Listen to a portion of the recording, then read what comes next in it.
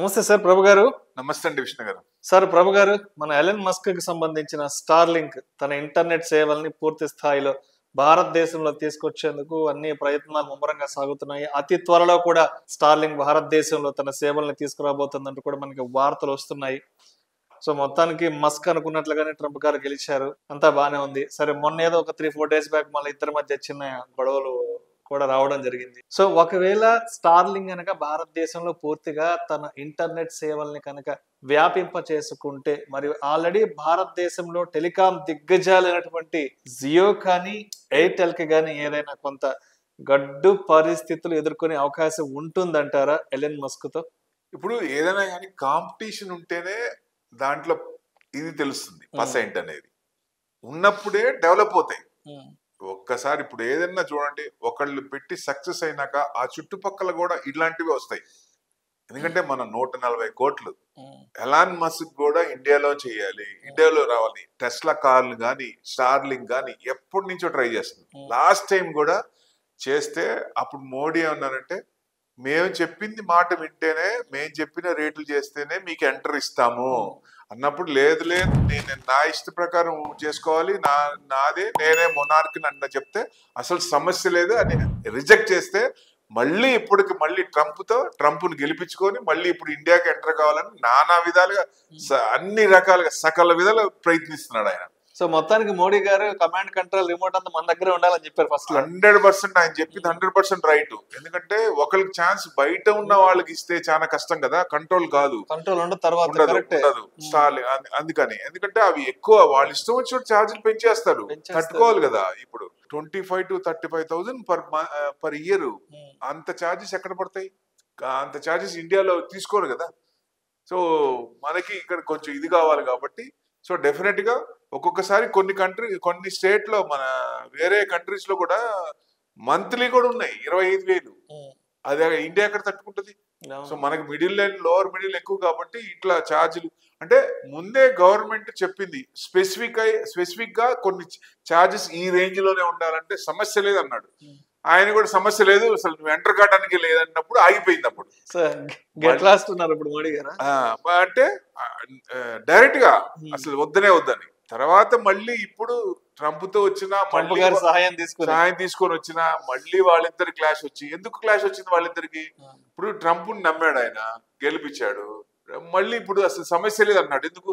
China నుంచి వచ్చే Tesla car ని 245% ట్యాక్స్ వేస్తే, మరి ఈయన ప్రొడక్షన్ అంతా అక్కడే ఉంది కదా, అక్కడి నుంచే కదా వచ్చేది. సో అక్కడ క్లాష్ వచ్చింది ఇద్దరికి. సో ఇద్దరికి కొంచెం చెడింది. రీసెంట్ గా ఏంటి, ఆయన వర్త్ ఎక్కడి నుంచి అయితే పెరిగిందో ఆ పెరిగినంత పోయి అసలు ఉన్న దానికంటే తగ్గుతున్నాడు ఆయన. ఇక భయం వేసి సారీ చెప్పాడు ఆయన. లిటరల్ గా డైరెక్ట్ గా ట్రంప్ ఫోన్ చేసి సారీ అని చెప్తాను. కాలబేరానికి వచ్చాడు. బాగా అండి. అసలు టెస్లా కార్లు రేట్లు పడిపోవటం కాదు, అసలు ఉన్న కార్లు కూడా 50% అమ్మేస్తున్నారు. షోరూమ్ లో ఉన్నాయి కూడా అటాక్ చేసి పగల కొడుతున్నారు జనాలు. అంత కోపం వచ్చింది వాళ్ళకి. సో ఎందుకంటే డోజ్ లోకి వచ్చేసి ఎంప్లాయీస్ మీద నువ్వు పొద్దున్న నుంచి సాయంత్రం దాకా ఏం చేసావో చెప్పు, సాయంత్రం వెళ్ళేటప్పుడు మెయిల్ ఇవ్వమంటే ఎట్ట కుదురుతుంది? సో ఈ డిపార్ట్మెంట్ ఆఫ్ గవర్నమెంట్ ఎఫిషియన్సీ పెట్టి గవర్నమెంట్ ఇంకా ఇది ఖర్చులు తగ్గిస్తానని చేసి అన్ని పిచ్చి పనులే, మొత్తం పిచ్చి పనులే. ఆయనకు ముందే అర్థమయ్యేది కొంచెం ఈజీ అవగానే బయటకు వచ్చాడు. ఆయన డోజ్ నుంచి బయటకు వచ్చాడు, అసలు ట్రంప్ నుంచే దూరం అయిపోయాడు. మళ్ళీ ఇబ్బంది అవుతుంది కాబట్టి ఇప్పుడు ఇండియాలో ఎంటర్ కావాలన్నా కొంచెం గవర్నమెంట్ తో లింక్ పెట్టుకొని రావాలి కాబట్టి ట్రంప్ తో మళ్ళీ ఇది చేస్తున్నాడు. ఎప్పటికైనా ఇండియాకి రావచ్చు, అతి త్వరలోనే రావచ్చు. కానీ మన ఇండియాలో ఇప్పుడు మామూలుగా మనకి ఎయిర్టెల్ కానీ జియో కానీ ఎంత ఉన్నాయండి? 500-600 పర్ మంత్. ఆ రేంజ్ లో అయితేనే యాక్సెప్ట్ చేస్తానని చెప్పి మన ప్రైమ్ మినిస్టర్ నొక్కి వక్కానిస్తే, మళ్ళీ ఇప్పుడు వస్తాను తొందరలో అనేది రేట్ ఇంకా డిక్లేర్ చేయలే. అవి దాని ప్రకారం కండిషన్స్, ఆ కండిషన్స్ యాక్సెప్ట్ చేస్తేనే ఎంటర్ కానిస్తా ఉన్నప్పుడు. ఎందుకంటే అక్కడ ఉన్న జనాభా యుఎస్ తక్కువ, వేరే కంట్రీస్. మనది 140 కోట్లు. మనకి తక్కువ ఇచ్చినప్పుడు నెంబర్ పెరిగినప్పుడు వాళ్ళకే ప్రాబ్లమ్స్ వస్తాయి. అది చేసుకోవాలి కదా. టోటల్ గా అది కాకుండా మేము ఇదే మంకుపట్టు బట్టి కూర్చున్నాడు. అప్పుడు బాగా అన్ని అర్థమైనట్టుంది. ఇప్పుడు దారికి వస్తున్నాడు, కానీ మన ప్రైమ్ మినిస్టర్ యాక్సెప్టెన్స్ ఇవ్వట్లేదు. సో చేస్తేనే ఇస్తామన్నట్టు. ఇప్పుడు ఒకవేళ ఇచ్చారు, ఇస్తే మనకున్న మేజర్ ఎయిర్టెల్ కానీ జియో కానీ ఏమైనా ఇబ్బంది అవుతుందా? ఎందుకంటే వాళ్ళకి ఆర్పు ఎక్కువ ఇప్పటికి ఆ దాంట్లో ఉన్నారు. సో డెఫినెట్ గా అక్కడి నుంచి ఇక్కడికి వచ్చే ఛాన్స్ లేదు కదా, బయటకు వచ్చే ఛాన్స్ లేదు కదా. అంటే ప్రెసెంట్ సిచ్యుయేషన్ ఏదన్నా కొంచెం వాళ్ళు 600 ఇచ్చినప్పుడు వాళ్ళకంటే తక్కువ ఇచ్చినప్పుడు ఏదైనా ఇబ్బంది వస్తుందే కానీ శాటిలైట్ లింక్ అంటే తక్కువ ఇచ్చే ఛాన్స్ లేదు అక్కడ. సో ఎక్కువే రావాలి, ఎక్కువ పెట్టుకుంటే వర్కౌట్ అవుతుంది, తక్కువ ఇస్తే రాదు. కాబట్టి ఈ మన టెలికాం కి ఏం డోకా లేదు, 80% బాగానే ఉంటాయి. ఆల్రెడీ ఒక రేంజ్ దాటి వెళ్ళిపోయారు వాళ్ళు, జియోని ఇద్దరు, ఎయిర్టెల్. సో వాళ్ళకి మంచి ఇది ఉన్నాయి కాబట్టి డెఫినెట్ గా అది భయపడాల్సిన పనే లేదు. ఆ కంపెనీస్ అన్ని వెల్ ఆఫ్ అయిపోయినాయి, ఒక రేంజ్ దాటి వెళ్ళిపోయింది. ఆ రేంజ్ దాటినాక మళ్ళీ ఇంకా తగ్గే అవకాశం ఉంది.